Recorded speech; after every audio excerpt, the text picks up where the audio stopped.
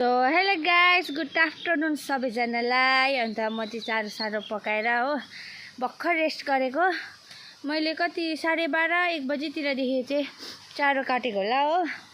गरमले पसिना भइसक्यो। यो केराको थम्मा काटेको थिएँ हो। त यहाँ चलाबला यति हुँदैछ। आँखा त तातो पो रहेछ। काम गऱ्यो भने चाहिँ हालत त्यस्तो हुन्छ है गाइस। नङ्ग्राहरू यस्तो छ हो।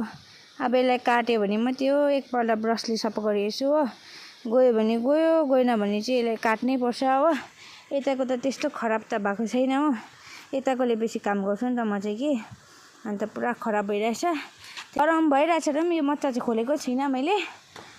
अन्त यहाँ चाहिँ मेरो ठुलो सुँगुर चाहिँ सुतिरहेको छ हो। यहाँ डोर चाहिँ बाहिर लडाइरहेको छ। त अझै मेरो त लुगा पनि धुनु छ, नुहाउनु पनि छ हो। घाम पनि गइसकेको छ। यहाँ आगो चाहिँ दामी बल्दिरहेछ हो। अन्त पर खोर पनि सफा गर्नुपर्ने छ। यो दुईटाले चाहिँ सानो मैला पार्दैन हो।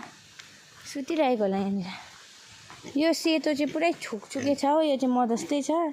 खोर हल्का मैला पारिरहेको रहेछ हो। उयो चाहिँ कस्तो सन्तोकी खालको छ हो। यो दुईटा पनि छ।